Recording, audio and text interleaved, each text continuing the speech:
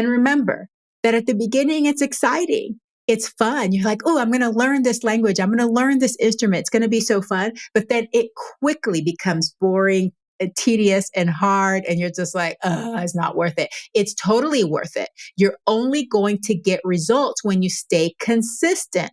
And it takes a long time sometimes. But what does it matter? Time is going to pass anyway. So you're either going to use that time to go towards your dreams and achieve something you want, or you're going to look back 2 years later and wish you had started 2 years before. You are here for a reason, but navigating this human life can be challenging. How do you care for your body, mind, and spirit to make the most of your time here on Earth? How can you harness your incredible human potential? In this podcast, we explore these questions and more to help you craft your best life yet. Welcome to I Am Human.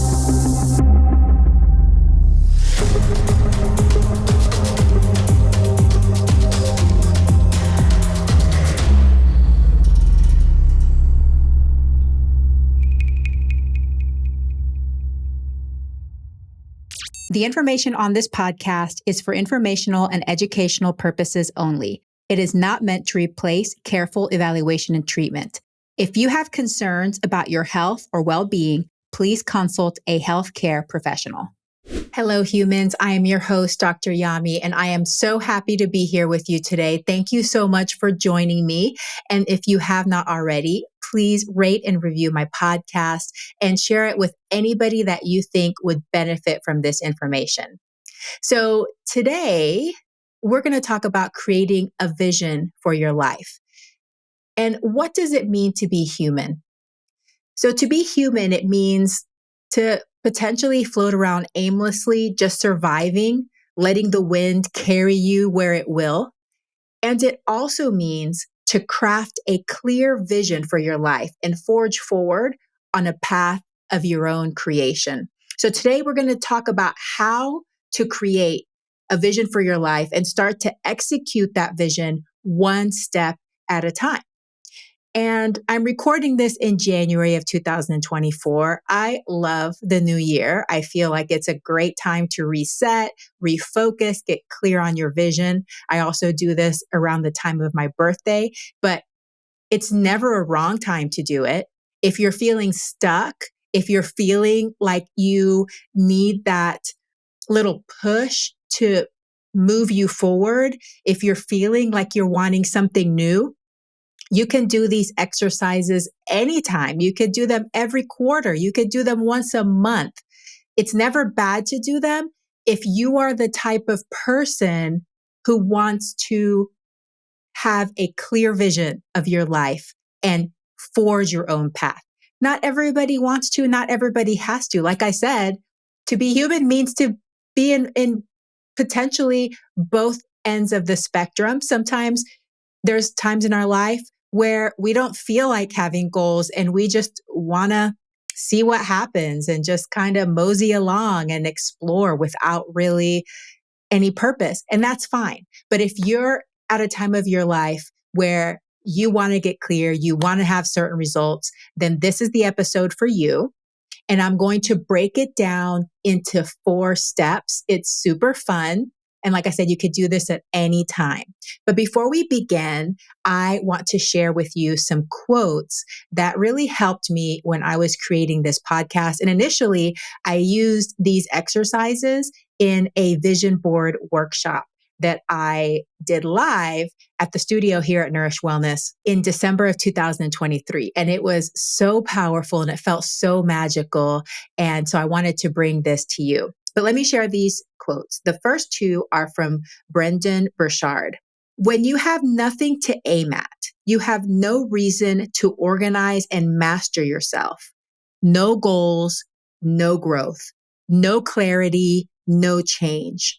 Let ambition swelling in your heart once more. Set your own course. And another one from him is, have vision for your life. Your legacy takes shape as imagination becomes daily intention and action. So you take that imagination and you put it to action. You make it real. You take it out of your mind and you are making it real. Everything that is physical that we've created had to start in our imagination first. So think of even the most complex things. Like there is no way I would know how to build an iPhone. I'm so thankful that they exist, but I would not even know where to begin. It had to start in somebody's imagination. Then they started tinkering, trial and error, failure after failure after failure. And now we have I think we're up to the 15 now, right? So everything that has been created had to start in the mind. So don't be intimidated by something that doesn't exist yet. You have to imagine it and you can make it exist, which is perfect for the next quote from Albert Einstein. Imagination is more important than knowledge, for knowledge is limited, whereas imagination embraces the entire world, stimulating progress, giving birth to evolution. Isn't that so beautiful? And that is one of the aspects of being human.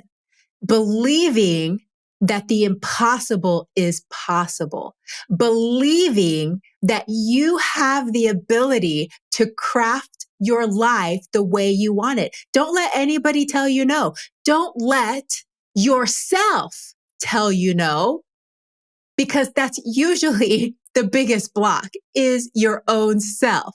Your own mind saying, no, it's not possible, or that's asking too much, or, nobody's done that. That's unreasonable. It's not the right thing to do. It's not what I'm supposed to do. Do not let any of that stop you. I love that quote from Albert Einstein. Imagination embraces the entire world, stimulating progress, giving birth to evolution. We just never know where the human imagination is going to take us. That's what's so exciting about it. All right, so let's get started on this 4-step plan. So the first thing you need to do is to get clear on what you desire. I love getting daily emails from tut.com, TUT.com, totally unique thoughts. So it's TUT.com. You can sign up to get daily emails from the universe, which is great. I love this quote. Your dreams are yours for a reason, not the least of which to make them come true.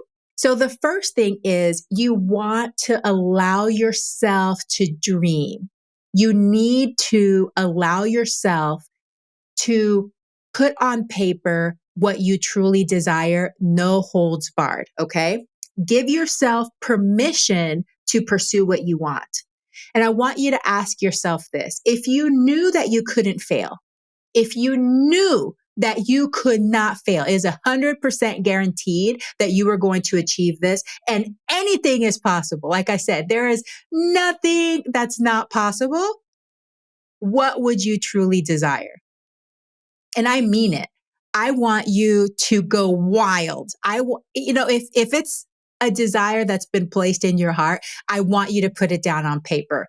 I don't care how ridiculous it sounds to you or to somebody else, put it down on paper. Because honestly, I really believe that there's almost nothing that's impossible. Every day we're like pushing the limits. Every day there's things that are happening that we thought could never, ever happen before. So I want you, after you reflect on these questions, and maybe you write down these questions, to pause the recording, set a timer for 15 minutes, and journal. So I want you to think about these categories: health and fitness, relationships, family and friends, career, contribution and service, financial, personal development and growth, spirituality, possessions and material items, and travel and experiences. So these are the questions I want you to ask yourself when you're considering each one of these categories. What do you want to do and experience? What do you want to be and embody? What do you want to have and enjoy? and really, really try to separate yourself from the shoulds. Okay. Don't be shoulding all over yourself today because that's what stops us. If there's a desire in your heart and you're feeling like, okay, that's a big conflict with who I should be or what kind of role I'm supposed to have or what kind of job I'm supposed to have, what's the most honorable thing or what makes the most money, you're going to stop yourself from really being able to live out your true desires. So you have to put all of that aside and imagine there's nothing stopping you. There's nobody stopping you. There's no beliefs or ideologies. There is nothing that is keeping you trapped in a cage. You can do whatever you want in this lifetime. So given that, separating all of that, what do you want to do and experience? What do you want to be and embody? What do you want to have and enjoy? And then think about those categories, your health, your relationships, your career and your contribution, your financial life, your personal development and growth, your spirituality, material items, because it's okay to desire material things too. But I'll tell you that most people, they think that it's going to be a bunch of material things, but the material things are actually lower on the list. That's not really what people want the most. Even if you do, once you have that, what else are you going to want? What else do you want in this life? What do you want to experience? What countries do you want to go to? Who do you want to meet? Do you want to go to theme parks? Do you want to go to beaches? Do you want to have a little house, a little cabin in the woods by yourself so you could just listen to the birds and the little creek as it flows by? What do you want? Not what does somebody else want for you? What do you truly desire? Okay, so I want you to pause this now, put 15 minutes on your timer and journal and think about those questions. What do you want to do and experience?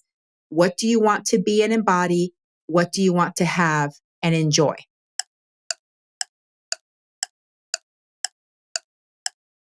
Okay, so now that you've journaled on that, I hope that so much came out of you and you tried to hold nothing back. The second step is expressing gratitude. Gratitude is so important, but gratitude also gives us a lot of information. So, especially in that first step, if you felt that it was difficult to really let go and allow yourself to dream, whether it's because you've been conditioned so strongly in this lifetime, or you start feeling guilt about what you desire, then let's tune into gratitude. So I want you to set a timer for 5 minutes for this exercise and create a list of 10 to 15 things that you are grateful for in your life. And I want you to reflect on, why are you grateful for those things? What is it about them that you love? How do they make you feel? How do they make you feel in your body? What emotions do you get from them? And why? Why are you grateful for that?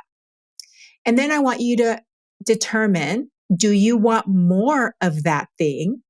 Or are you ready to move on and get something different? It's totally fine to be grateful for something and be ready to move on. Life is about abundance. Life is about experiences. There is so much to experience in this lifetime on this planet, on this earth. So it's totally fine to be grateful for something that you've done and you've achieved. And it's totally fine to feel like, you know what? That chapter is over. It's time for me to move on. Or I love it and I want more, please. Those are both fine. So set a timer for 5 minutes. I want you to put at least 10 to 15 things that you're grateful for. Why are you grateful for them? Do you want more? Are you ready to move on? And then send that gratitude out to the universe. Send that thankfulness, that appreciation. Oh, I'm so happy I've had these things. I've experienced these things. I have these beautiful, wonderful people in my life that I love so much. My pets, all of these things, send that out from your heart center, send it out to the universe. Okay, so now I want you to pause the recording and then take 5 minutes and do that exercise.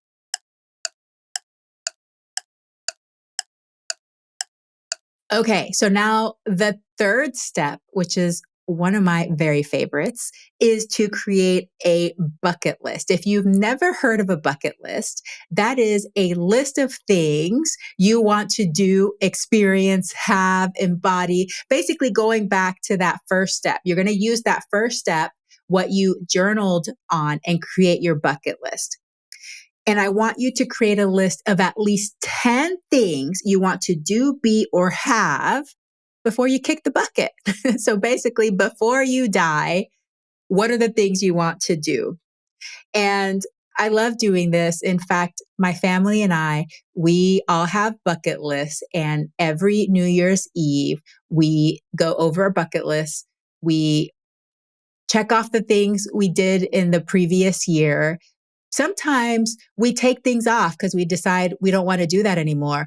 Often we add a bunch of things, which is amazing. It's amazing that I get to see my children express their desires. And what's so cool about it is that sometimes they put things on their bucket list and I'm like, oh, that's a great idea. I want to do that too. And I also think of like, okay, how can I work towards helping them achieve what they want on their bucket list? Even if it's not something maybe I would put on my bucket list, what can I do to help them achieve what's on their bucket list? Same thing for my husband. And so it's just a wonderful way to support each other. It's just so fun. It's just thinking about what are we going to do with this precious life? What are the things we want to do? And to think of how we can help each other out. But most importantly, it just helps you focus. What are the things you really want to do, be, or have before you die? So right now, I want you to pause the recording, set a timer for 10 minutes, and then make a list of at least 10 things you want to do, be, or have before you die.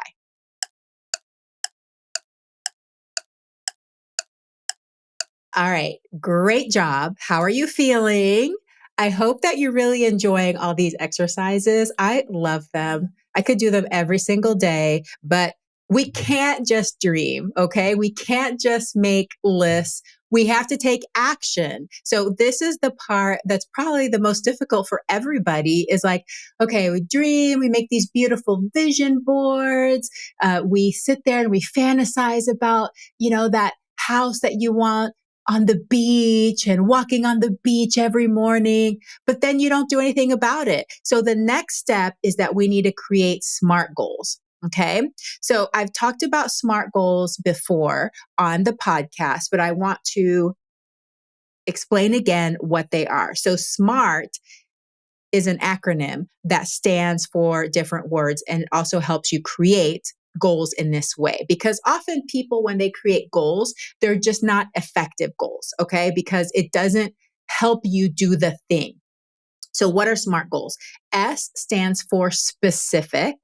M stands for measurable. A stands for actionable. R stands for realistic, because that's very important. And T stands for time-based. So you want to create a goal that you can actually do, something you can actually do. You can put your body to, you can do the thing, and somebody can come up from the outside and measure it and say, did you do that thing? You can actually measure it in an objective fashion, specific enough so that you know exactly what you're doing, realistic. I mean, we want to have big dreams, but when we set SMART goals, we want them to be something that's achievable. And you give yourself parameters in which to do this goal. So let me tell you about goals, or let me give you examples of goals that people usually make that are not effective. Okay. It's more like writing down your dreams and desires, but it doesn't translate into effectively doing something. So here's an example. I want to eat healthier. Okay. That is not a goal. That is not a SMART goal, actually. So specifically, we want to make SMART goals. So I want to eat healthier is not a SMART goal. I want to get in shape, not a SMART goal. I want to grow professionally, not a SMART goal. I want to learn how to play the guitar, not a SMART goal. I want to learn a new language. So all of those are desires. So maybe those are things that you wrote down in that first step of things that you want to do or be. So that's great. That's a good place to start.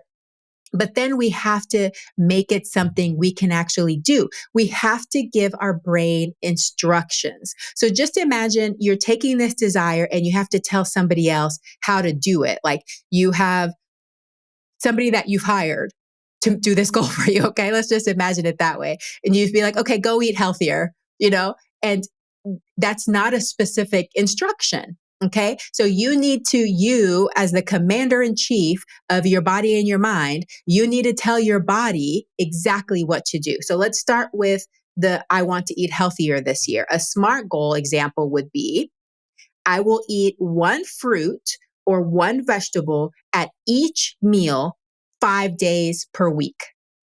You see how that's very specific. It's measurable. Somebody could come look at your meal. Okay, yeah, you have an apple. Check. At lunch, oh, yeah, you have some carrots. Check. At dinner, looks like you have some kale. Check. They can actually come from the outside and somebody can objectively measure it. Okay. It is actionable. It's something that you have to do. It is realistic. I think it's realistic. If that's not realistic for you, then decrease it to, I will eat one fruit for breakfast 3 days a week. Maybe that's more realistic for you to get started. You are the only person that understands what's realistic for you. And remember that the most important part of all of this is consistency. So start where you think is realistic, and then you will adjust your SMART goal as you go and as you get stronger and better and more consistent. Does that make sense? Okay. So how about I want to get in shape? An example of a SMART goal would be, I will walk for 30 minutes after lunch 5 days per week. And actually, this is one of my SMART goals because I have seen all of the research and the evidence about how exercising, even for 2 to 5 minutes after a meal, can blunt that glucose spike. So I've decided that I want to make it a practice to walk after lunch, which is my biggest meal. So I either do 2MAD or OMAD, and I usually stop eating at 1 p.m. That's my current feeding regimen. And so my biggest meal is always my lunch. It's either my biggest meal or my only meal of the day. So I want to make sure that I don't have a big blood sugar spike after that. So I walk after lunch, and it's either outside or on the treadmill. Thankfully, I have a gym right next to my office. I have a gym right next to my office, which has treadmills, or if it's a beautiful day, I go walk outside. So for me, it is 30 minutes after lunch, 5 days a week. But honestly, it's minimum of 15 minutes.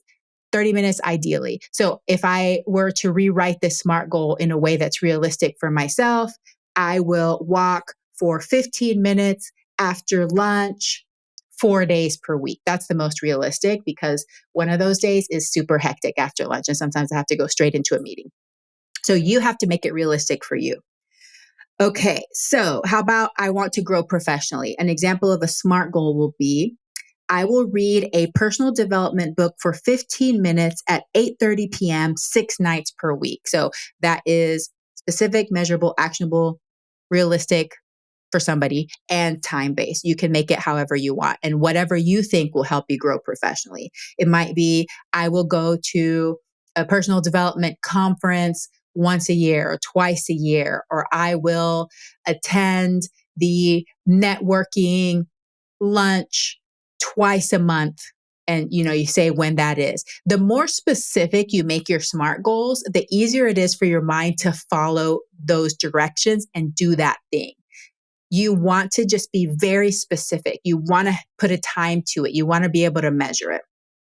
Okay. How about I will learn how to play guitar? So an example of a SMART goal will be, I will practice guitar for 10 minutes after I wake up 4 days per week. I would actually love to pick the guitar up again. I learned how to play guitar in high school, and I have a guitar at home, and I look at it every once in a while and I'm like, oh, it's waiting for me to pick it back up and learn again.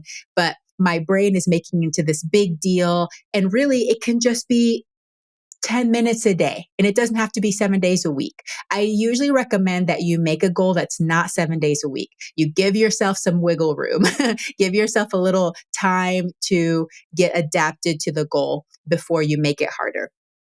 Okay, and how about I want to learn a new language? An example of a SMART goal will be I will use the Duolingo app for 5 minutes after breakfast 6 days per week. And I took a lot of these things out of my own life because we are traveling to Japan summer of 2025 for a family trip. And actually, all of us want to learn how to speak some Japanese. And I haven't started yet. So this would be a very easy, achievable way to do it. The main thing is it has to be consistent. I can't try, one day and then a month later and then, 2 weeks later, whatever. It needs to be consistent. So this would be an example of a SMART goal. So then once you've created a SMART goal, I recommend you start with no more than three. And really, starting with one is fine. If you've never worked with SMART goals, just start with one, try it for a week or two, and then add more, but definitely not more than three to start with. Then put it into your schedule. So say you did the one that you're going to read your personal development book. So as you're making your schedule, put it on there, 8:30 to 8:45, read personal development book. Okay. And always make sure you have one to read or that you've chosen one to read. When you finish one, choose your next one so you know what you're going to be reading. Put things into your schedule. That makes it even more likely to happen.